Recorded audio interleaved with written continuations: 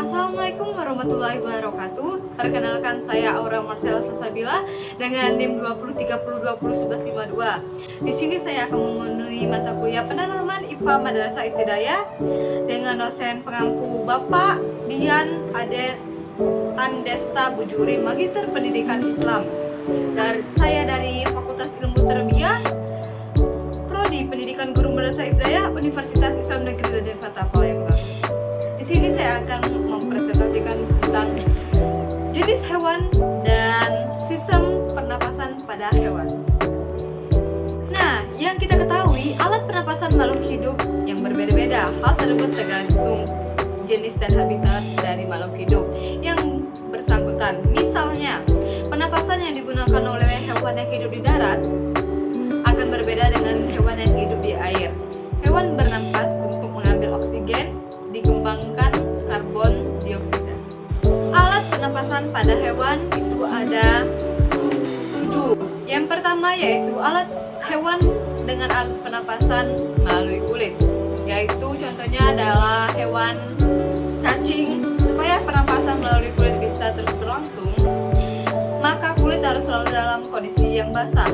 Oleh sebab itu, cacing senang pada tempat yang lembab atau basah sebagai tempat hidupnya.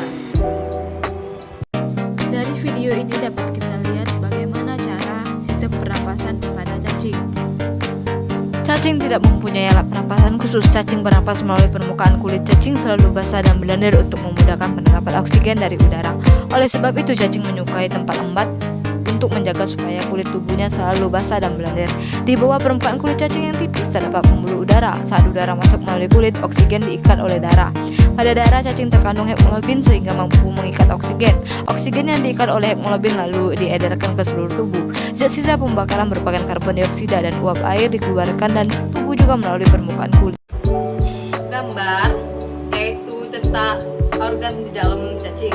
Yang pertama itu adalah mulut, yang kedua itulah pangkal tenggorokan, dan yang ketiga itu pembuluh penampung, yang keempat sistem saraf, yang kelima adalah pembuluh ventral, dan yang keenam adalah saluran ekskresi, dan yang ketujuh adalah goiter, dan yang kedelapan adalah usus, dan yang kesembilan adalah ruas.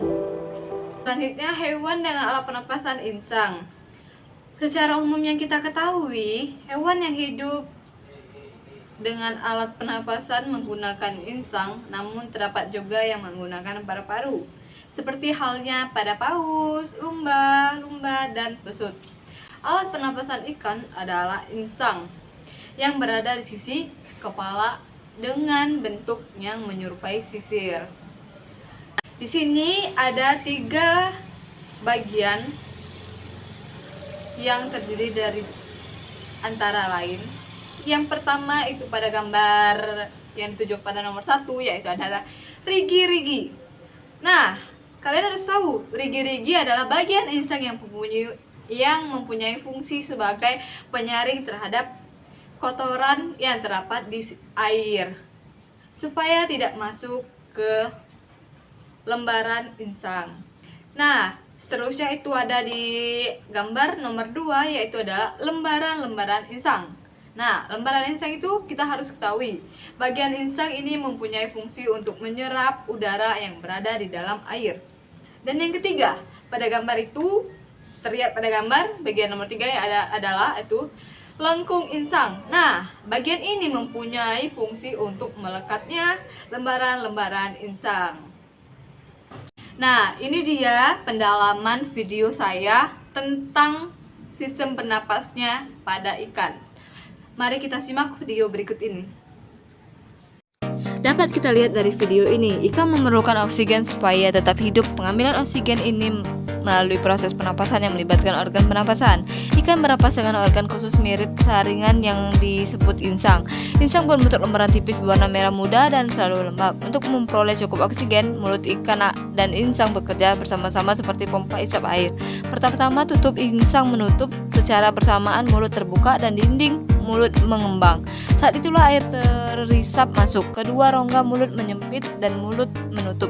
Secara bersamaan tutup insang terbuka akibat air keluar dari mulut dan melewati insang. Saat itulah oksigen dari dalam air terserap dan karbon dioksida dikeluarkan. Pada alat sistem pernapasan pada mamalia, pasti kalian semua tahu apa itu mamalia. Mamalia itu adalah hewan yang menyusui anaknya, dan dia mempunyai dua jenis mamalia, yaitu mamalia darat dan mamalia air. Nah, mamalia darat misalnya kambing, sapi, kerbau, dan kuda. Dan mamalia air yaitu paus, duyung, lumba-lumba. Nah, alat pernapasan pada mamalia darat terdiri dari hidung, pangkal tenggorokan, batang tenggorokan, dan paru-paru. Nah, sedangkan pada mamalia air, hidung dilengkapi dengan katup. Saat mamalia tersebut menyelam, katup akan menutup. Sebaliknya, saat mamalia tersebut muncul ke permukaan air, katup terbuka. Saat itulah mamalia air tersebut akan menghirup oksigen serta mengeluarkan karbon dioksida dan uap air. Alat dan sistem pernapasan pada hewan amfibi. Nah, kalian tahu nggak hewan amfibi itu apa saja? Nah, sini saya contohkan, yaitu adalah katak, termasuk hewan amfibi. Hewan amfibi adalah hewan yang hidup di darat dan juga di air. Siklus yang dialami katak lewat metamorfosis, yaitu perubahan dari bentuk telur, berudu, hingga jadi katak dewasa. Saat masih berupa berudu, katak hidup di dalam air, bernafas menggunakan insang. Insang berudu terletak di luar tubuhnya dan terdiri atas lembaran-lembaran kulit halus mengandung kapier darah. Berumur 9 hari, pada tahapan berudu, mereka hidup di dalam air. Berudu bernapas dengan insang, bergerak dengan ekor, dan memiliki usus yang panjang untuk mencerna tumbuhan.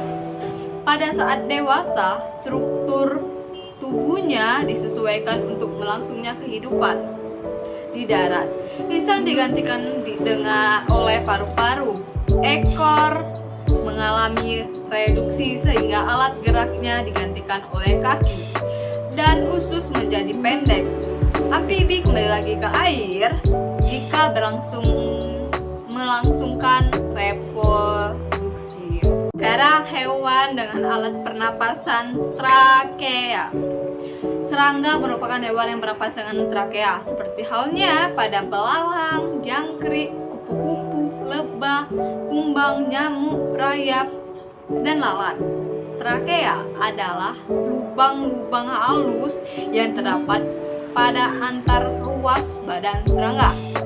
Dengan adanya gerakan otot yang teratur dan aktif, maka udara akan bergerak masuk ke dalam tubuh serangga lewat trakea. Alat dan sistem pernapasan pada serangga yaitu dengan menghisap oksigen dan melepaskan karbon dioksida.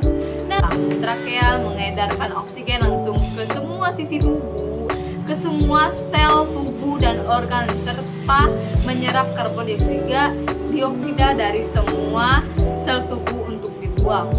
Udara masuk ke trakea melalui pori-pori kecil permukaan tubuh. Sel tubuh mengambil oksigen langsung dari pembuluh udara kecil itu. Karbon dioksida dari sel akan mengalir ke trakeola lalu dibuang melalui lubang trakea. Sistem pernapasan pada reptil. Hewan yang termasuk jenis reptil di antaranya itu yang kita ketahui adalah ular, kadal, cicak, buaya, dan biawak. cara pernapasan reptil, yaitu udara dihirupkan melalui hidung, udara disalurkan oleh batang tenggorokan, dan terus cabang batang tenggorokan menuju ke paru-paru. Paru-paru reptil terletak di dalam rongga dada, dan dilindungi oleh tulang rusuk. Paru-paru reptil sederhana dengan beberapa lipatan dinding yang dapat memperbesar permukaan paru-paru. Namun paru-paru kadal dan buaya lebih kompleks dengan beberapa belahan dan bertekstur seperti sponge. Pada reptil yang sering berkembang di air seperti buaya, lubang hidungnya dapat ditutup sehingga menyelam. Dengan begitu air tidak akan masuk ke dalam paru-paru. Hewan reptil dikenal juga dengan sebutan hewan melata. Hewan dengan alat pernapasan paru-paru. Mempunyai alat pernapasan yang terdiri dari hidung, batang tenggorokan, dan paru-paru. Pundi udara, yang mana pundi-pundi udara tersebut akan membantu pernapasan. Nah, hewan ini yaitu termasuk adalah burung. Pada waktu burung terbang, terdapat 5 pasang pundi udara pada burung. Antara lain dapat kita lihat pada gambar ini, yaitu adalah pundi-pundi udara pangkal leher yang terdapat pada gambar dan ditujukan pada A. Nah, dan dengan B itu adalah pundi-pundi udara antara tulang selangkangan bercabang mengembang membentuk pundi-pundi udara di dalam tulang dengan atas. Dan yang kedua C, pundi-pundi udara dada depan. Dan D itu adalah pundi udara dada belakang dan pundi udara, dan yang terakhir ya adalah pundi-pundi udara perut. Nah, Burung bernapas dengan sepasang paru-paru. Paru-paru burung terletak di dalam rongga dada. Udara yang mengandung oksigen masuk melalui lubang hidung pada pangkal paru sebelah atas. Selanjutnya udara masuk ke pembuluh udara yang disebut trakea. Dari trakea udara sebagian masuk ke paru-paru dan sebagian lagi masuk ke kantong udara. Burung menghirup udara sebanyak-banyaknya saat tidak terbang. Sebaliknya, saat terbang burung tidak menghirup udara. Udara diembuskan dari kantong udara ke paru-paru. Kantong udara burung berfungsi sebagai tempat penyimpan udara. Saat tidak terbang, burung menghirup udara sebanyak-banyaknya. Udara yang dihirup itu kemudian disimpan dalam kantong udara. Saat terbang, burung tidak menghirup udara, melainkan mengambil dari kantong udara. Kantong udara juga membantu burung saat terbang, membantu mencegah hilangnya panas tubuh yang terlalu besar dan memperkeras suara. sekian penyampaian dari saya. Mohon maaf apabila ada salah kata. Kepada Allah saya mohon ampun. Lebih dan kurang saya mohon maaf. Saya akhiri. Wassalamualaikum warahmatullahi wabarakatuh.